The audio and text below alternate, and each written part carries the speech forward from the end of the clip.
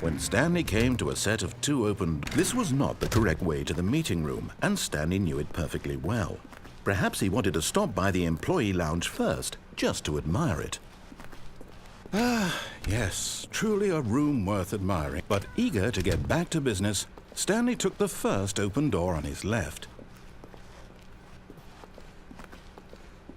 Stanley was so bad at following directions, it's incredible he wasn't fired years ago. Look, Stanley, I think perhaps we've gotten off on the wrong foot here. I'm not your enemy, really, I'm not. I realize that investing your trust in someone else can be difficult, but the fact is that the story has been about nothing but you all this time. There's someone you've been neglecting, Stanley. Someone you've forgotten about. Please, stop trying to make every decision by yourself. Now, I'm not asking for me, I'm asking for her. This is it, Stanley. Your chance to redeem yourself, to put your work aside, to let her back into your life. She's been waiting. That's her, Stanley. You need to be the one to do this, to reach out to her. If you can... Oh, no, you can't... Did you just unplug the phone? No, that wasn't supposed to be a choice. How did you do that?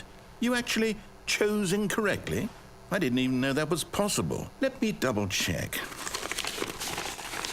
No, it's definitely here, clear as day. Stanley picks up the phone. He's taken to his apartment where he finds his wife, and the two pledge themselves to one another. Music comes in, fade to white, roll credits. Not picking up the phone is actually somehow an incorrect course of action. How is that even possible? None of these decisions were supposed to mean anything. I don't understand. How on earth are you making meaningful choices? What did you... Wait a second. Did I just see... No, that's not possible. I can't believe it. How had I not noticed it sooner? You're not Stanley. You're a real person. I can't believe I was so mistaken. This is why you've been able to make correct and incorrect choices. And to think I've been letting you run around in this game for so long. If you'd made any more wrong choices, you might have negated it entirely. It's as though you completely ignored even the most basic safety protocol for real-world decision-making. Or did you not grasp the severity of the situation? Well, I won't have that kind of risk on my watch. I'm going to stop the game for a moment so we can educate you properly on safe decision-making in the real world. Please observe this helpful instructional video. Choice. It's the best part of being a real person, but if used incorrectly can also be the most dangerous. For example, in this scenario, a hypothetical real person named Stephen has a choice. He could spend years helping improve the quality of life for citizens of impoverished third world nations. Or he could systematically set fire to every orphan living in a 30-kilometer radius of his house. Which choice would you make? Remember that unlike here, the real world makes sense, and at no time should you make a choice that does not conform to rational logic. If you find yourself speaking with a person who does not make sense, in all likelihood, that person is not real. Allow the person to finish their thought, then provide an excuse why you cannot continue talking. Turn to a partner and practice saying, "My goodness, is it 4:30? I'm supposed to be having a back, sack, and crack."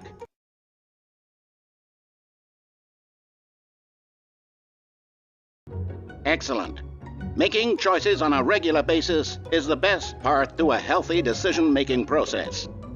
Most medical professionals recommend making at least 8 choices per day. Do you make more than 8? Less? And finally, if you begin to wonder if your choices are actually meaningful and whether you'll ever make a significant contribution to the world, just remember that in the vast infiniteness of space, your thoughts and problems are materially insignificant, and the feeling should subside. At this time, your instructor will guide you in an exercise to test and reinforce the material covered in this video. Welcome back. You may have noticed that this room has begun to deteriorate as a result of narrative contradiction. But not to worry. Now that you're properly informed on good decision-making, we're going to revisit a choice you made just a few minutes ago and see what the correct thing to do would have been. This way, please.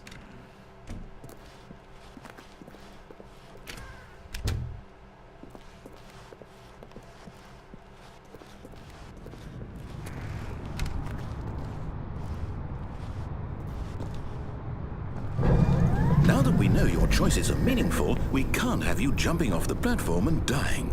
Imagine the main character dying senselessly halfway through the story. That story would make no sense at all.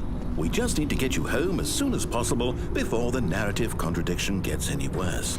Unfortunately, it seems this place is not well equipped to deal with reality.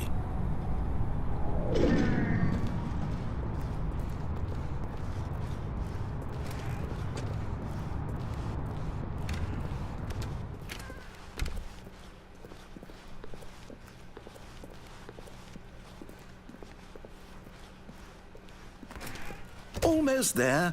You'll take the door on the left, back to the correct ending, the story will have resolution once again, and you'll be home free in the real world. Now remember, all you need to do is behave exactly as Stanley would. That means choosing responsibly and always putting the story first. I'm quite sure you'll be up to the task. Just follow my lead and you'll be fine. All right. When Stanley came to a set of 2 open doors, he entered the door on his left.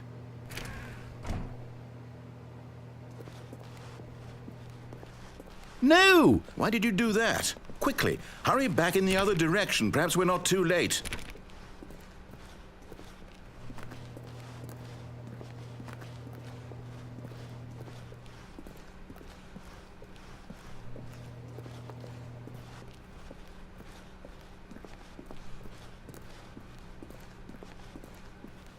Oh, it's ruined. I can't believe, after everything we talked about, that my story, you've destroyed my work. Why? For what? What did you get out of that? What did you think was so special about seeing the game undone, left here like so much garbage? It's worthless now. And what am I supposed to do? Even if there were a way to continue, would it be worth it? To know that my story is now incorrect? How can I go back to that? I can't erase that knowledge. I'll have to live with it forever, reliving its impossibility forever. I couldn't live that way. Is it better to shut the game down entirely? To willingly destroy all of my work? I don't know. What's the answer? What do I do? What do I do? What do I... No, I have to. I have to shut the game down. I have to.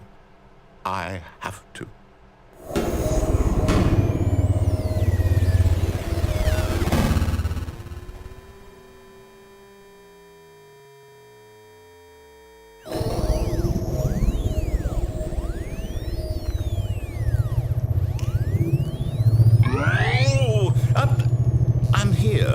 I'm still here in this pile of rubbish, with you who thought you were so clever. Now look where we are. My entire game is destroyed. It was the only thing in the world that was mine, and you've run it into the ground. What, did you think that would be funny? You just had to see? Didn't I impress upon you how important it was to be like Stanley? He actually knows how to do what I tell him to. He understands that if I say to do something, there's a damn good reason for it. That thought hadn't even occurred to you, had it? That there's a world outside of you? You're a child. Oh, my story. If you'd just gone through the door on the left, you would have seen it. There was a whole underground facility. You would have destroyed it and been victorious. It would have been so perfect. I worked so hard on it. I tried so hard. Behave exactly as Stanley would.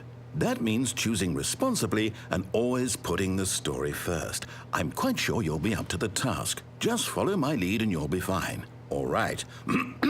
When Stanley came to a set of 2 open doors, he entered the door on his left.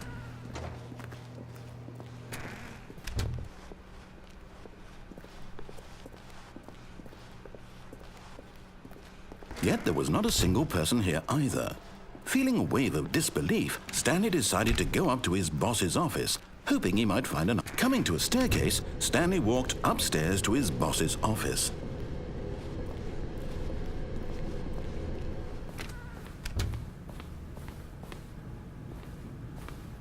Stepping inside his manager's office, Stanley was once again stunned to discover not an indication of any human life. Shocked, unraveled, Stanley wondered in disbelief who orchestrated this, until he saw the door with a voice receiver next to it. Surely behind this door lay all the answers to his questions. And beyond all probability, he knew the passcode. He had seen it on his boss's computer just last week. Night Shark 115. Was this the code to open the door? Would it still work? There was only one way to find out. Stanley had been trained never to speak up, but now he would draw from within himself the courage to face the unknown. He drew a sharp breath and then spoke the code.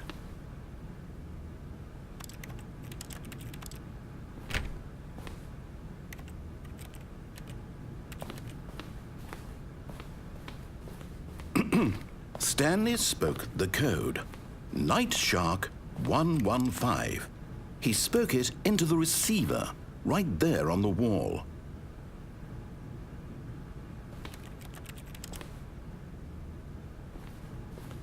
I'm sorry, is there a problem? You didn't mishear me, did you? Please speak the code into the receiver. Otherwise, we can't get on with the story. This is a crucial step.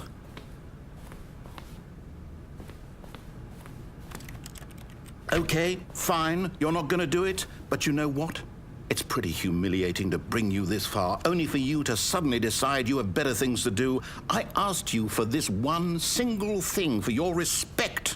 The kind of respect Stanley shows for his choices. He knows what it means to take a story seriously. If you didn't want to see what I had to show you, then why did you come here? You had a choice, you know. You could have gone through the door on the right. You could have done whatever the hell you wanted over there. Why did you come this way? Speak. Say something to me. Explain yourself, you coward. When Stanley came to a set of two open doors, he entered the door on his left. Stanley? Hello? Is everything okay? Stanley, please. I need you to make a choice. I need you to walk through the door. Are you listening to me? Can you hear me? Is everything all right? Stanley, this is important. The story needs you. It needs you to make a decision. It cannot exist without you. Do you understand me? Whatever choice you make is just fine. They're both correct. You cannot be wrong here. We can work together. I'll accept whatever you do. I simply need you to take that step forward, please. Choose. Do something. Anything. This is more important than you can ever know. I need this. The story needs it. So, you hear me? Are you there? Are you listening to this? Stanley, are you there? Okay. It's okay, I can wait. You need time to decide. Time to make sure your choice is correct. That is the best choice. That's all right. I'll wait for you to decide what's the right thing to do. Take as much time as you need.